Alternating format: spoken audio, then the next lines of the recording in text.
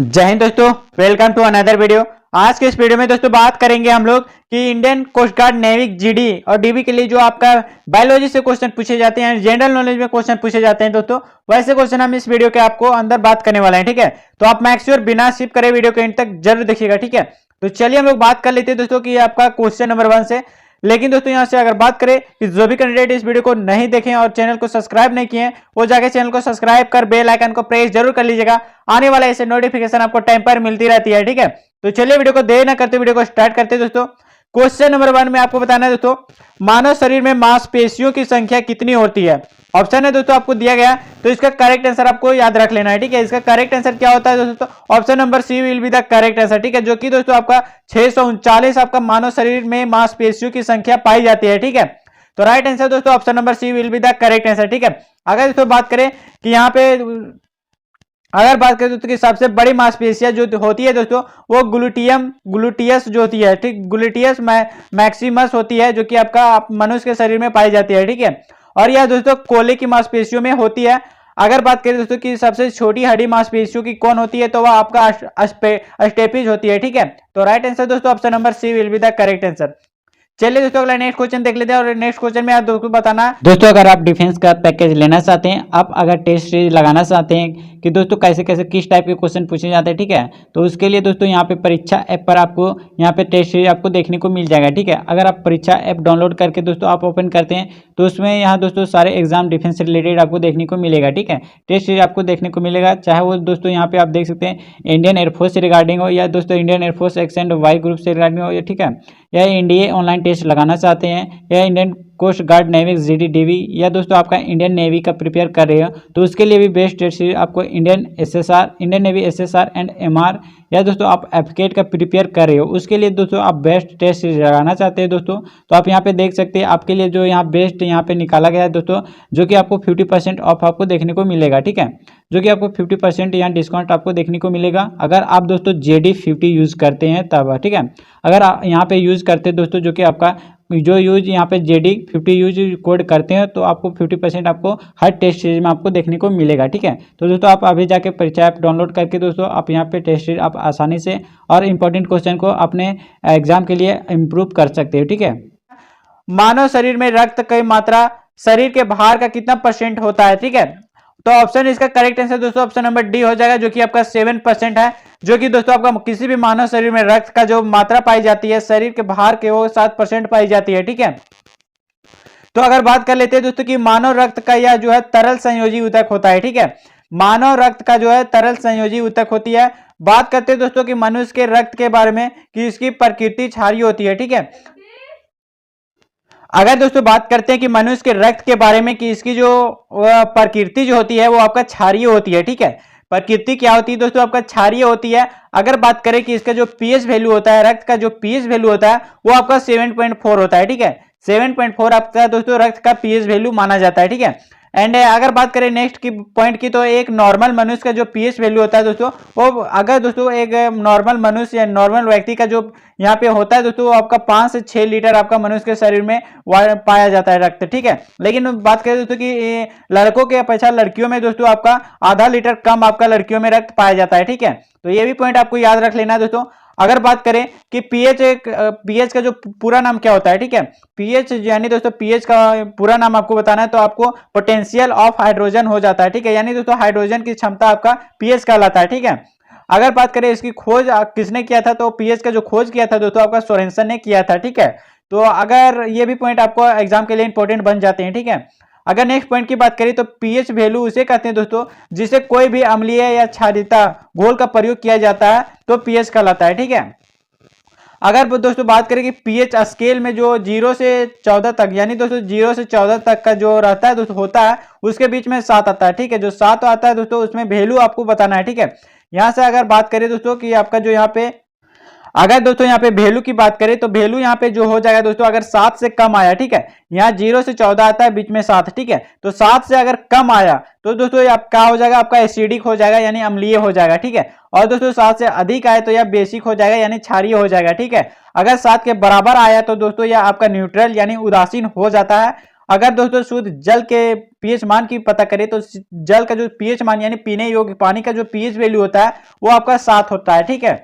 और यानी उदासीन नहीं यानी न्यूट्रल होता है, इसी चलते हम लोग पी सकते हैं, ठीक है। अगर रक्त का पीएच वैल्यू की बात करें तो 7.4 आपका रक्त का पीएच वैल्यू होता है, ठीक है। तो ये पॉइंट आपके एग्जाम के लिए आ सकते हैं दोस्तों पीएच स्केल से, ठीक है। तो अगला नेक्स्ट क्वेश्चन चलिए देख लेते हैं दोस्तों। अगला नेक्स्ट क्वेश्चन है आरबीसी की संख्या किसके द्वारा ज्ञात की जाती है? तो इसका करेक्ट आंसर दोस्तों हो जाएगा ऑप्शन नंबर ए, जो कि आपका हीमोसाइटोमीटर है, जो कि आपका आरबीसी की संख्या के द्वारा ज्ञात की जाती है आपका हीमोसाइटोमीटर के द्वारा, ठीक है। तो चलिए दोस्तों यहाँ पे आपका आया आरबीसी, ठीक है। तो आरबीसी के लिए कुछ पॉइंट बात कर लेते हैं कि आरबीसी को दोस्तों आपका रिथ्रोसाइट्स भी कहा जाता है, ठीक है, रिथ्रोसाइट भी कहा जाता है दोस्तों। और आरबीसी में केंद्रक नहीं पाया जाता है, ठीक है, ये आपको याद रख लेना कि आपको दोस्तों आरबीसी में केंद्रक नहीं पाया जाता है, ठीक है। आरबीसी का जो निर्माण होता है दोस्तों यानी बोन मिरर यानी अस्थि मज्जा में होता है, ठीक है। आरबीसी का जो निर्माण होता है दोस्तों यानी उत्पत्ति जो होता है वो आपका बोन मिरर बोले तो दोस्तों अस्थि मज्जा में होता है, ठीक है। अगर बात कर लेते हैं दोस्तों यहाँ पे कि आरबीसी का जो भ्रूण अवस्था होता है वो आरबीसी में निर्माण यकृत यानी पीला में होता है, ठीक है। यानी दोस्तों जबकि भ्रूण अवस्था में आरबीसी का निर्माण जो होता है वो आपका यकृत पीला में होता है, ठीक है। तो अगर दोस्तों यहाँ से बात कर लेते हैं हीमोटीन के बारे में, तो हीमोटीन के बारे में बात कर लेते हैं तो यह दोस्तों हीमोग्लोबिन में पाए जाने वाला एक लौह यौगिक है, ठीक है। और स्टेथोस्कोप के बारे में पता कर ले तो यह दोस्तों हृदय और फेफड़ों की ध्वनि सुनने तथा या रोगों को लक्षण पता करने में डॉक्टरों द्वारा इस्तेमाल किया जाता है आपका क्या चीज स्टेथोस्कोप, ठीक है। तो ये भी पॉइंट आपको याद रख लेना। और यहां से अगर बात करें दोस्तों लास्ट ऑप्शन का सिस्मो अस्मिनोमीटर के बारे में, तो दोस्तों यह जो होता है इसका प्रयोग धमनियों में बहने वाला जो दाब होता है उसको मापने के लिए, ठीक है।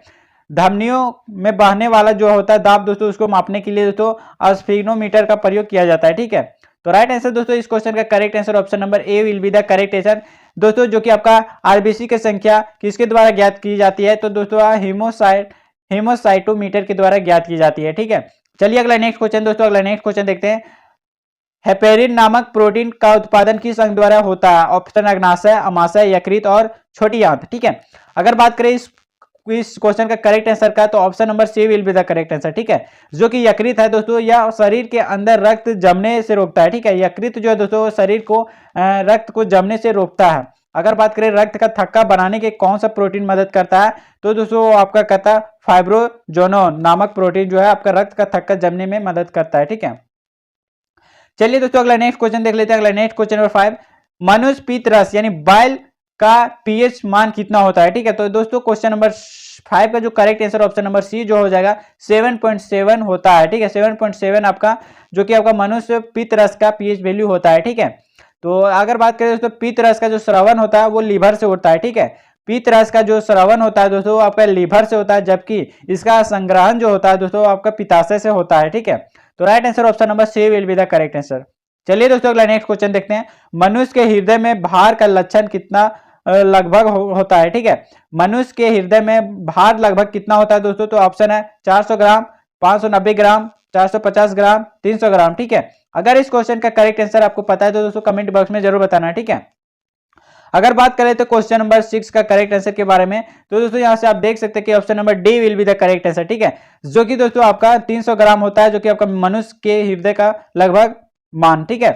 तो चलिए दोस्तों अगला नेक्स्ट क्वेश्चन देख लेते हैं दोस्तों। अगला नेक्स्ट क्वेश्चन है क्वेश्चन नंबर 7, पोलियो के टीके की खोज किसने की थी? तो ऑप्शन है रॉटजन, जॉर्ज सॉल्क, या दोस्तों आपका डॉक्टर क्रिश्चियन बर्नाल्ड, या दोस्तों आपका डॉक्टर डोनाल्ड रॉस, ठीक है। तो इस क्वेश्चन का करेक्ट आंसर आपको पता है तो कमेंट बॉक्स में आप जरूर बताना, ठीक है। तो इस क्वेश्चन का correct answer option number B will be the correct answer, ठीक है।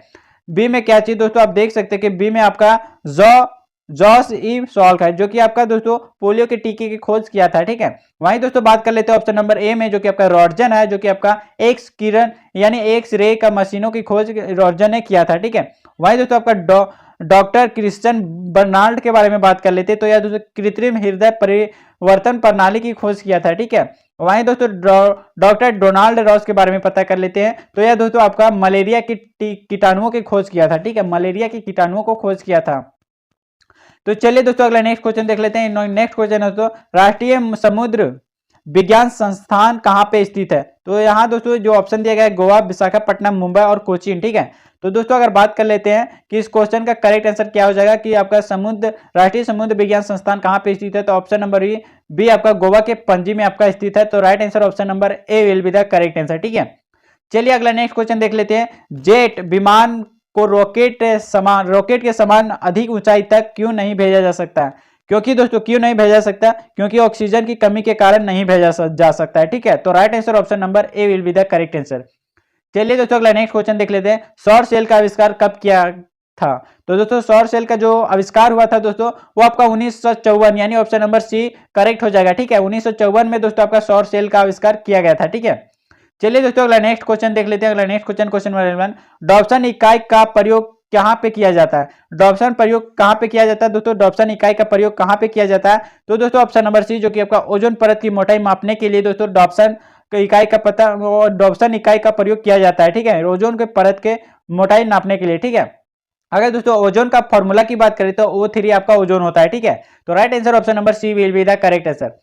चलिए दोस्तों अगला नेक्स्ट क्वेश्चन देख लेते हैं। अगला नेक्स्ट क्वेश्चन है, महासागर में डूबी हुई वस्तुओं की स्थिति जानने के लिए निम्न में से किस यंत्र का प्रयोग किया जाता है? तो ऑप्शन है ओडोमीटर, गैल्वेनोमीटर, सोनार और दोस्तों आपका फाइडोमीटर, ठीक है।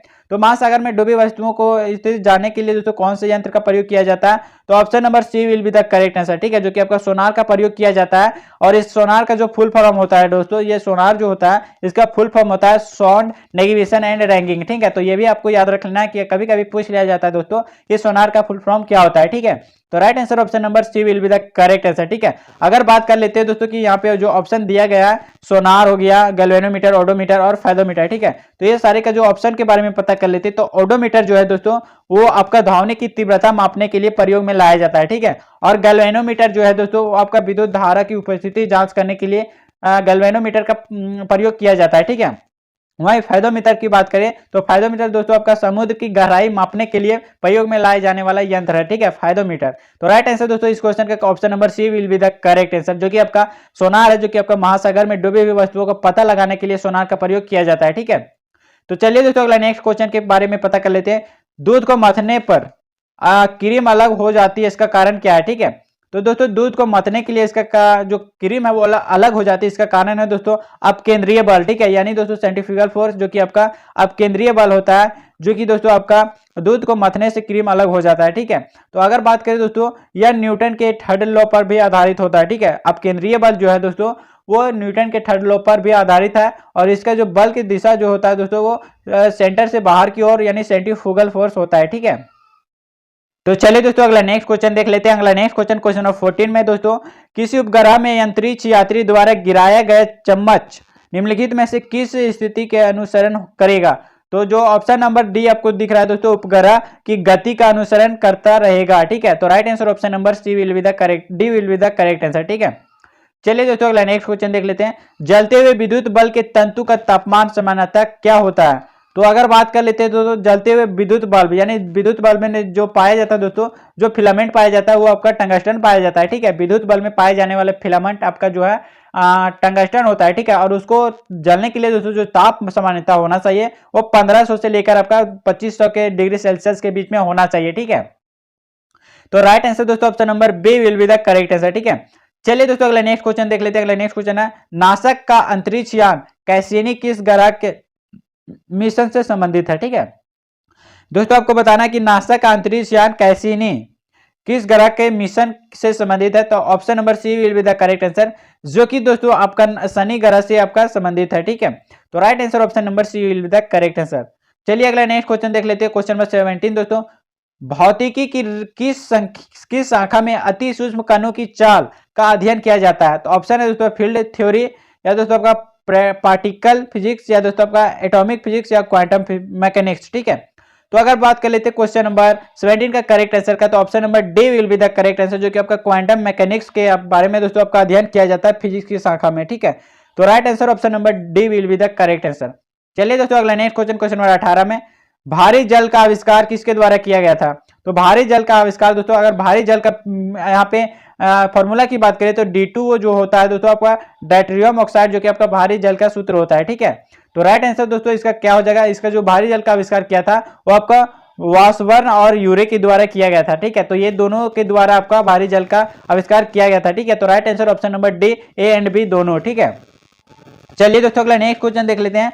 अगला नेक्स्ट क्वेश्चन है दोस्तों, आपको बताना अल्कोहल को जब पेट्रोल में मिला दिया जाता है तो उसे क्या कहा जाता है। ठीक है, ऑप्शन है दोस्तों power alcohol, Abhiraj alcohol, king alcohol या इनमें से कोई नहीं। ठीक है, तो अगर बात करें इस क्वेश्चन का करेक्ट आंसर के बारे में दोस्तों, तो राइट आंसर दोस्तों हो जाएगा ऑप्शन नंबर ए, जो कि आपका पावर अल्कोहल के नाम से जाना जाता है। ठीक है, यानी दोस्तों अल्कोहल को जब पेट्रोल में मिला दिया जाता है तो वह अल्कोहल नहीं पावर अल्कोहल बन जाता है। ठीक है, तो right answer option number A will be the correct answer. ठीक है, चलिए दोस्तों अगला नेक्स्ट क्वेश्चन देख लेते हैं।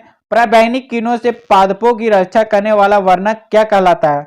ऑप्शन है क्लोरोफिल, जैथोफिल या दोस्तों आपका फाइकोसिनिन या दोस्तों आपका कैरोटीनाइड। ठीक है, तो अगर बात करें इस क्वेश्चन का करेक्ट आंसर के बारे में तो दोस्तों right answer option number B will be the correct answer, जो कि आपका जेथोफिल, जो कि आपका प्रावैंगिक किरणों से पादपों की रक्षा करने वाला वर्णक आपका कहलाता है, आपका क्या कहलाता है, जेथोफिल कहलाता है। ठीक है, तो दोस्तों ये था आज का टॉप 20 क्वेश्चन जो कि आपके एग्जाम के लिए इंपॉर्टेंट क्वेश्चन हो जाते हैं। ठीक है, तो अगर दोस्तों वीडियो अच्छा लगे तो वीडियो को लाइक शेयर कमेंट जरूर कीजिएगा। ठीक है, और जो भी कैंडिडेट अभी तक चैनल को सब्सक्राइब नहीं किए हो जाके चैनल को सब्सक्राइब जरूर कर लीजिएगा, क्योंकि आने वाला ऐसे प्रैक्टिस सेट आपको टाइम पर मिलती रहती है और आपके एग्जाम के लिए ऐसे क्वेश्चन इंप्रूवमेंट होते रहता है। ठीक है, तो चलिए दोस्तों फिर मिलते हैं दोस्तों अगले नेक्स्ट वीडियो में, तब तक के लिए जय हिंद, जय भारत, वंदे मातरम।